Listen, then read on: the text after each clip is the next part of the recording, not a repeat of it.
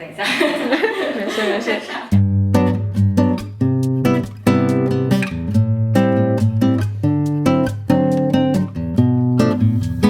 Hello, my name is Shanke, and I work in the rights department of Postwave Publishing Company. Postwave was founded in 2006 by Mr. Wu Xingyuan. He was 28 years old at the time, and he was looking to build something that could become a lifetime commitment for him. The company started with a very small team of 3 people, but it has been growing very fast in the following years. There are currently more than 400 employees working in various departments in different cities. The head office is located in Beijing, and we've also set up branch offices in Shanghai, Chengdu, Nanjing, and Taipei.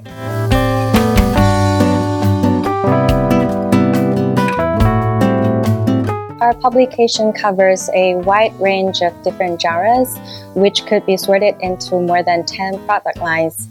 One of our earliest focuses is on social sciences and humanities. We have translated many classic textbooks and reference books on different topics in liberal arts and general education. And then in 2015, in order to target a wider audience, a separate brand has been launched exclusively focusing on history books.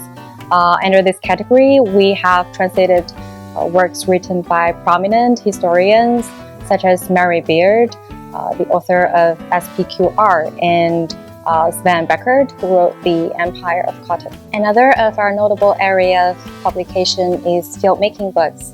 These books are very well received by students in film schools and also professionals working in the film industry. On top of that, we also have a fine selection of titles on arts and photography, among which you could find authoritative art history books, high-end illustrated titles, practical books teaching drawing techniques, and also coloring books that sold millions of copies.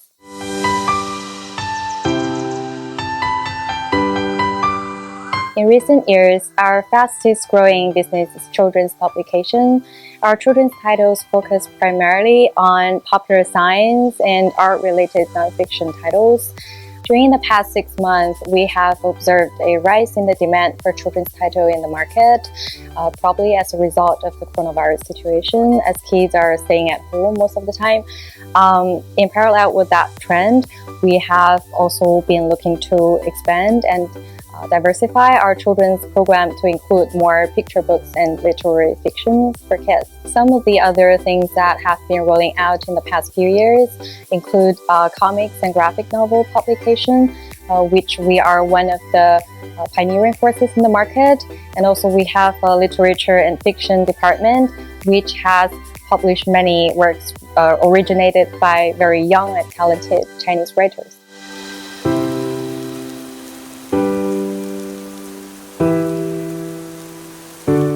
As nearly 80% of our publications are licensed from overseas publishers, we've had plenty of experience working and dealing with international publishers and literary agencies.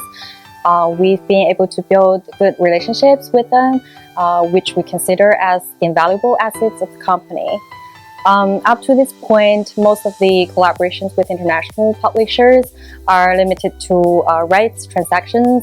But in the long run, we're aiming to strengthen that collaboration through a deeper involvement on the editorial side and even through capital investment when the time is right. Normally, at this time of the year, we've already been getting prepared for our trip to Frankfurt. Sadly, we can't fulfill that yearly routine this time. Instead, we have been organizing conference calls and online meetings with our colleagues from different parts of the world. I felt that there is both an upside and downside to that change. When you are physically present at the fair, it's much easier to spot a trend and feel the vibe in the air. But in the meantime, everyone is incredibly busy and there is never enough time for discussions on book and even for catching up. But now when we're doing this online at the office, I felt things are becoming much more organized and flexible. But like I said, we're kind of missing that vibrant and stimulating experience at the fair.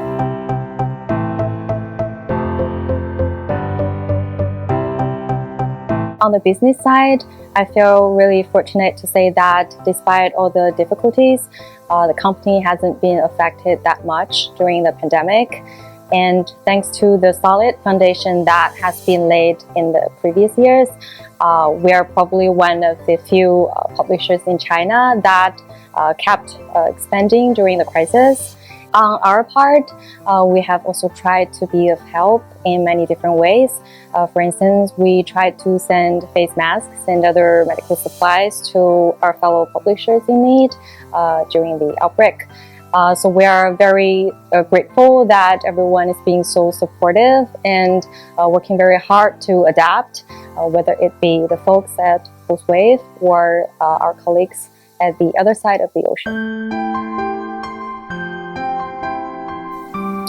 I think that the crisis has sent us a message that we probably should accelerate some of the positive changes that are already underway. For instance, ratcheting up marketing and sales efforts, setting a higher standard for selection of books to publish, and always keep improving the overall quality of our publication. Last, I would like to say that we hope everyone is staying safe and healthy and is able to emerge from the crisis to be more resilient.